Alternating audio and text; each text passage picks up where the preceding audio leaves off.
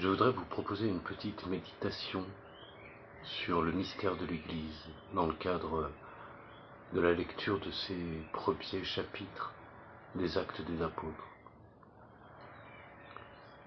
Le livre des Actes des Apôtres est vraiment le livre qui raconte, qui fait l'histoire de la fondation de l'Église primitive, bien sûr, l'Église de Jérusalem, et puis qui s'est étendue progressivement, notamment par l'apostolat de saint Paul, et qui est devenue rapidement l'Église universelle, catholique, et qui est la même Église aujourd'hui qu'il y a bientôt 2000 ans.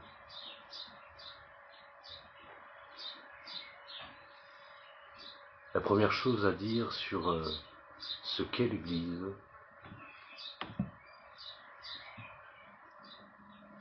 c'est qu'elle a été fondée par notre Seigneur Jésus-Christ.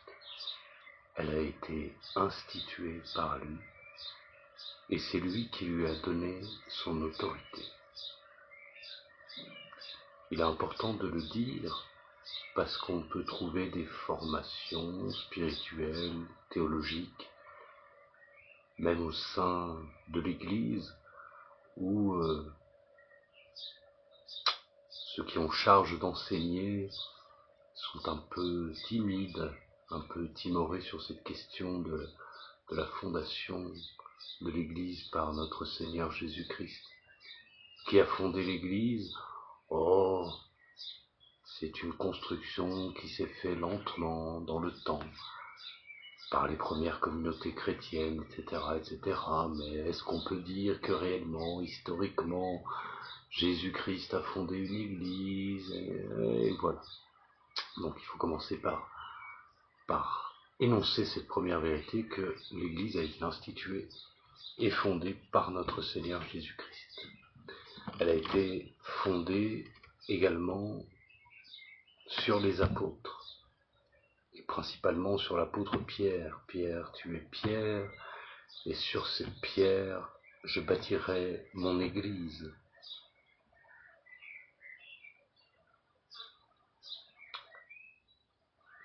Fondée sur les apôtres, ça signifie que, tant du point de vue de la doctrine, que du point de vue de la hiérarchie,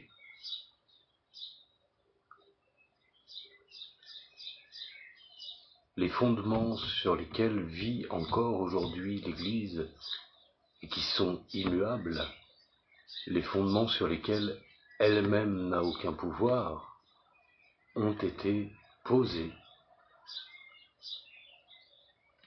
Et c'était leur mission en quelque sorte par les apôtres. Pas par Pierre seul, mais par ce qu'on appelle le collège des apôtres, que l'on rencontre au Cénacle, dans les deux premiers chapitres des Actes des Apôtres, autour de la Vierge Marie. La première ligne de réflexion que je voudrais partager avec vous, c'est ce charisme spécial qui, au moment de la Pentecôte, le jour de la Pentecôte, vient enflammer les apôtres. Ces langues de feu qui se posent sur eux et qui, à la fois, selon les promesses faites aux apôtres par notre Seigneur Jésus-Christ, le jeudi saint, notamment dans les textes que nous avons lus de l'évangile de Saint Jean, du chapitre 14 au chapitre 17, cette plénitude de la connaissance de la vérité donnée par l'Esprit Saint, et bien voilà que cela se manifeste et se réalise le jour de la Pentecôte.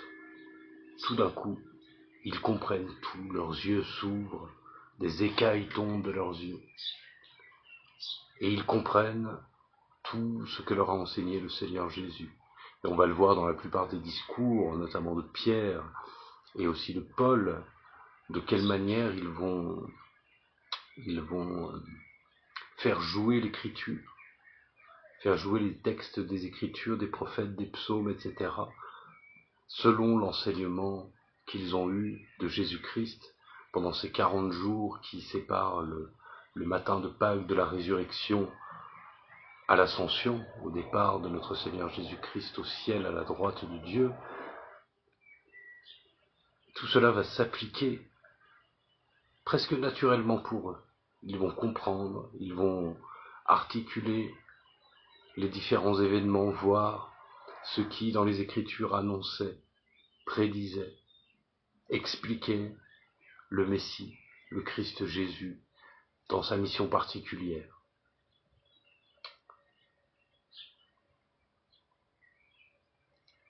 Ce que je vois, et je ne vais pas le développer plus parce que ce serait une longue étude à faire, c'est que les apôtres ont eu un charisme très spécial, unique dans toute l'histoire de l'Église et de l'humanité. Et c'est ces charismes,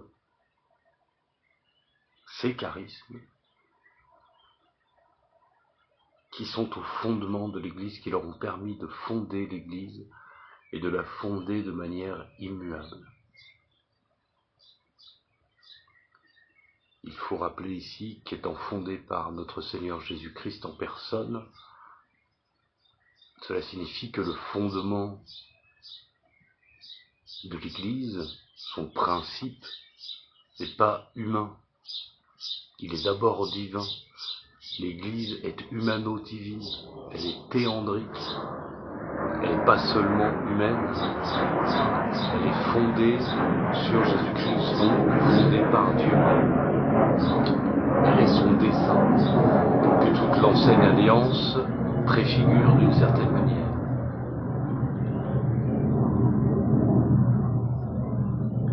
Petite remarque sur laquelle nous aurons sans doute l'occasion de revenir, je l'espère, le collège apostolique, les 12 apôtres, les 11, et puis avec celui qu'ils vont choisir pour remplacer Judas, est réuni autour de la très sainte Vierge Marie. En sorte que la très sainte Vierge Marie assume ici un rôle de maternité qui va bien au-delà de la maternité du Messie. Le deuxième axe de méditation,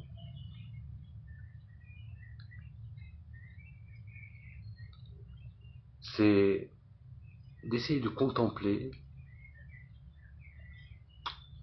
à travers tous les évangiles comme une ligne dramatique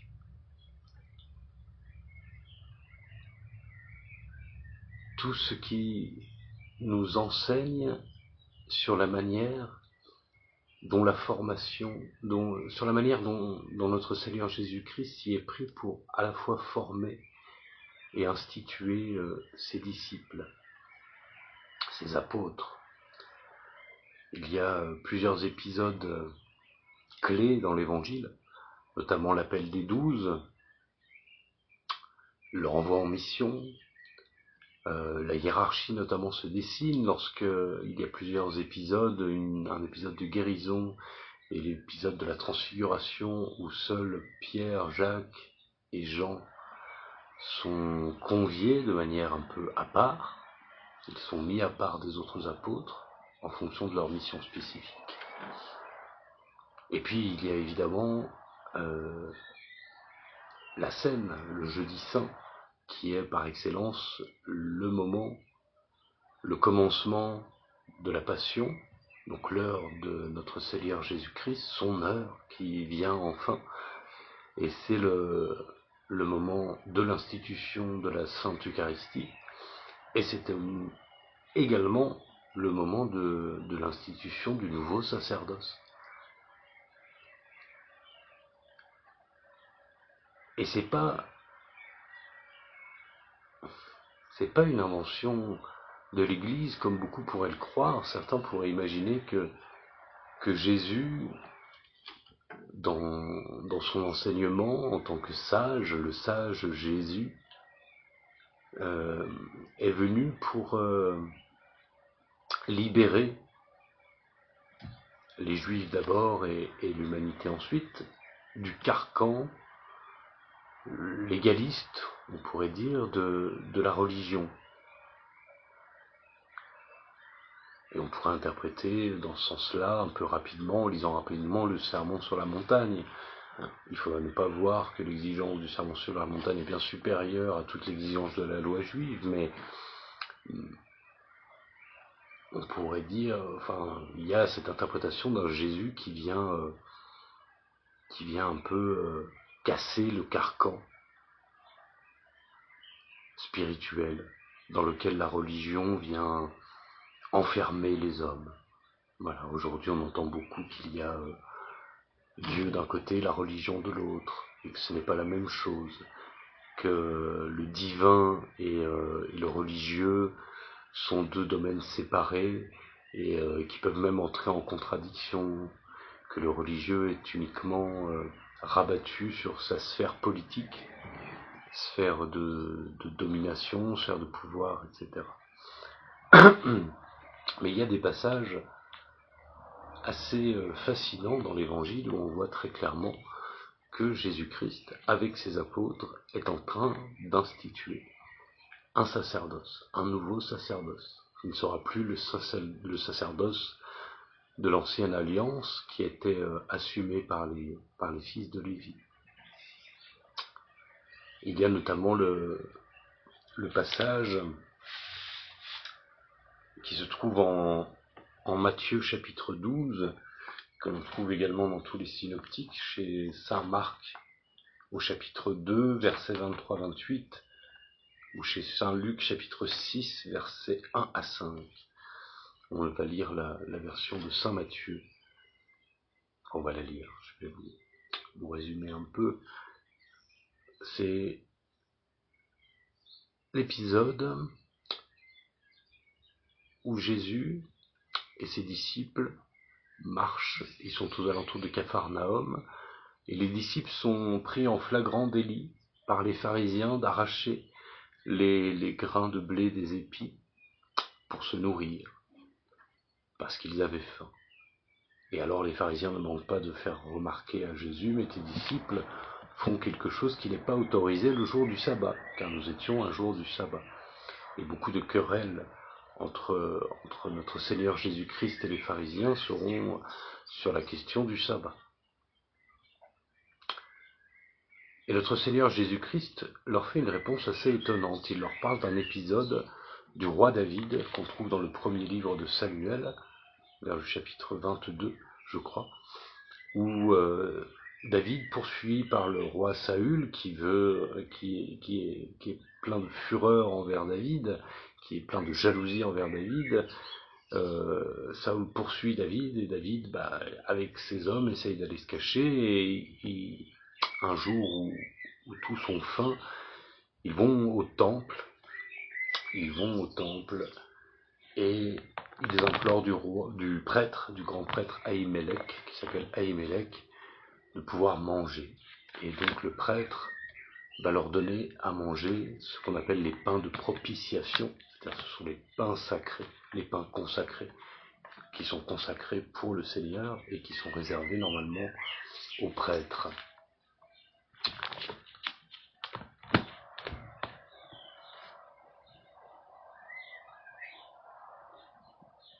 En première lecture un peu rapide, on pourrait voir le Seigneur assumer la lignée davidique par ce texte en disant je suis moi le fils de David, eh bien je fais comme David. Mais c'est pas ça qu'il dit en réalité, parce que ses disciples ont faim, mais ils ne sont pas dans un cas de persécution, ils ne sont pas dans un cas de guerre, il n'y a aucune situation d'urgence qui expliquerait qu'ils puissent violer la règle du sabbat. Mais il y a une interprétation un peu plus profonde que l'on peut trouver dans ce beau livre de Benoît XVI sur Jésus de Nazareth, la figure et le message. Et dans la première partie de ce livre, il fait toute une analyse sur le sermon sur la montagne, pour montrer de quelle manière notre Seigneur Jésus-Christ est le nouveau Moïse. Et dans le cadre de cette lecture du sermon sur la montagne, il se met en dialogue avec un rabbin contemporain qui s'appelle Jacob Neusner, qui lui a écrit un livre intitulé « Un rabbin parle avec Jésus ». Et c'est très intéressant d'avoir le point de vue d'un rabbin, surtout sur ce passage du sermon sur la montagne, parce que dans leur connaissance de la loi, eh bien, ils voient de manière presque fulgurante ce que beaucoup de chrétiens ne voient pas parce que nous sommes trop habitués au texte ou parce que nous n'avons pas la même emprise de la tradition juive sur nos mentalités.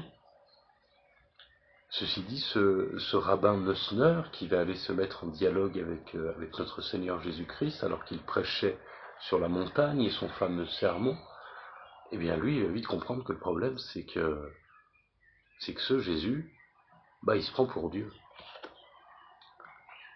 Et cet épisode des épis de maïs, de blé arrachés un jour de sabbat, et de manière plus large, toutes les disputes avec les pharisiens, entre Jésus et les pharisiens sur la question du sabbat, il va l'interpréter dans cette ligne-là.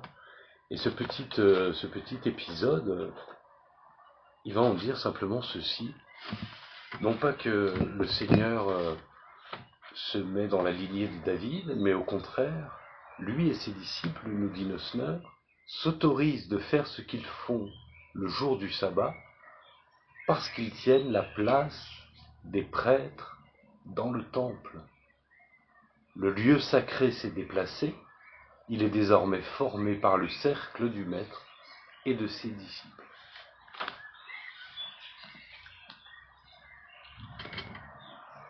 Voilà, cela pour dire donc que l'on retrouve cette ligne dramatique, entre guillemets, de l'institution du sacerdoce et de la constitution des apôtres comme nouveaux prêtres de la nouvelle alliance. Eh bien, c'est une ligne dramatique qui traverse tous les évangiles et qui peut nous éclairer un petit peu sur cette relation spéciale entre le Fils de l'homme et ses apôtres. Cette relation un peu tumultueuse, vous n'avez pas de foi, mauvais comme vous êtes, etc. Dans cette interprétation, dans cette formation au sacerdoce qui sera institué le jeudi saint, et qui prendra toute sa force au moment de la Pentecôte.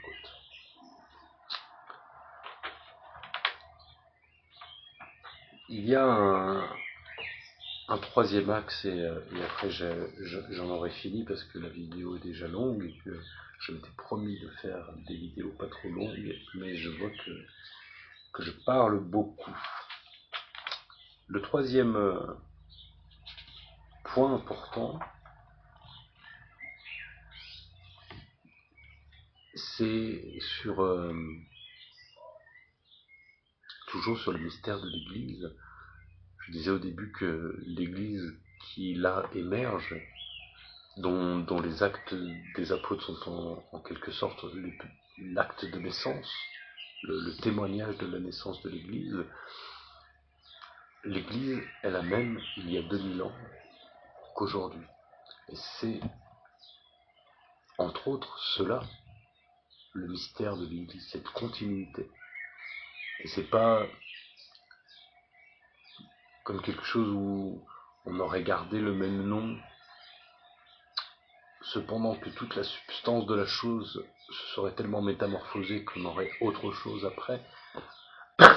Ce que certains reprochent à l'Église, de n'être pas fidèle à l'enseignement original de Jésus-Christ, dont on n'a pas de trace directe puisqu'il n'a lui-même rien écrit, et d'avoir trahi les évangiles, etc., pour s'être constitué surtout dans sa dimension politique. C'est une critique que l'on peut faire à l'Église, mais il faut vraiment affirmer, et c'est le mystère de l'Église, c'est un mystère à contempler et pour lequel il faut rendre grâce à Dieu. L'Église est la même il y a 2000 ans qu'aujourd'hui. Et déjà l'Église célébrait, et c'est là ce qu'on voit dans ce premier chapitre, dans le deuxième chapitre des Actes des Apôtres, ils étaient fidèles à la prière, à l'enseignement des apôtres et à la fraction du pain. Dès le début, bien que le rite catholique, le rite chrétien, spécifiquement catholique, n'ait émergé que lentement et qu'il lui ait fallu d'abord se détacher de la synagogue et puis ensuite se constituer à travers, non seulement sur place, parce que quand on doit constituer une structure sur une localité précise, c'est facile, mais là on va voir que en très très peu de temps, en une vingtaine d'années, en une trentaine d'années, l'Église va vraiment se répandre sur tout le bassin méditerranéen et qu'il va y avoir comme ouvrage, comme enjeu fondamental d'unifier à la fois d'un point de vue doctrinal et liturgique tout cet ensemble naissant, sachant que cet ensemble est constitué de juifs qui ont toute la tradition mosaïque encore, qu'ils portent avec eux et qu'ils ne lâchent pas tout de suite, qu'ils continuent les Pierre et Jean iront prier au temple, les disciples continueront d'aller prier au temple et d'aller participer aux lectures de la loi le jour du sabbat, mais ils vont commencer à célébrer leur propre rite, et leur propre rite est structuré essentiellement autour de la Sainte Eucharistie, la fraction du pain. Et donc, petit objet de contemplation, on peut se dire que, et moi je trouve ça merveilleux, que la Sainte Messe, que nous célébrons encore aujourd'hui, dans toutes les églises du monde, tous les jours, et presque à chaque instant du jour et de la nuit, sur toute la surface du globe, la Sainte Messe que nous célébrons aujourd'hui est celle-là même que les apôtres célébraient il y a près de 2000 ans, en prononçant les mêmes paroles. Alors, ils ne les prononçaient pas en français, ou en anglais, ou en chinois, ils les prononçaient pas même en latin, certainement, peut-être pas en grec non plus, suivant les églises. Certaines églises, ça devait être en grec. Dans les églises près de Jérusalem, nous devions être sur un dialecte araméen, voilà, avec ces petites différences, ces petites nuances, voilà, matérielles, mais formellement, substantiellement, nous célébrons aujourd'hui la même Eucharistie qu'il y a 2000 ans. Et il en va de même pour les sacrements. Une des critiques que l'on adresse à l'Église, c'est d'avoir inventé les sacrements. Mais si on veut chercher un petit peu et faire un peu le travail, on s'en rendra compte à la lecture des Actes des Apôtres. Tous les sacrements sont dès le départ, soit dans l'Évangile, soit dans les Actes des Apôtres. Le baptême est dès l'Évangile. Les apôtres baptisaient avec Jésus. Il y a d'abord le baptême de Jean le Baptiste, mais ce baptême est transformé, métamorphosé par le baptême de Jésus-Christ lui-même, et ensuite il est récupéré d'une certaine manière, il est réintégré dans l'apostolat des apôtres. La confirmation, nous verrons le sacrement de confirmation dans les Actes des Apôtres, le sacrement de l'ordre, donc voilà, l'institution du sacerdoce au moment de la scène du jeudi saint, le sacrement de mariage, évidemment, par les noces de Cana, qui est peut-être aussi, ça serait une réflexion qui dépasse largement mes compétences, mais qui est peut-être le premier sacrement institué par Dieu lui-même avec Adam et Ève, le sacrement de pénitence. Nous n'avons pas de témoignage d'une confession, mais il y a cette capacité donnée aux apôtres de pardonner les péchés. Ceux à qui vous pardonnerez les péchés, ils seront pardonnés. Ceux à qui vous ne les remettrez pas, ils ne seront pas remis.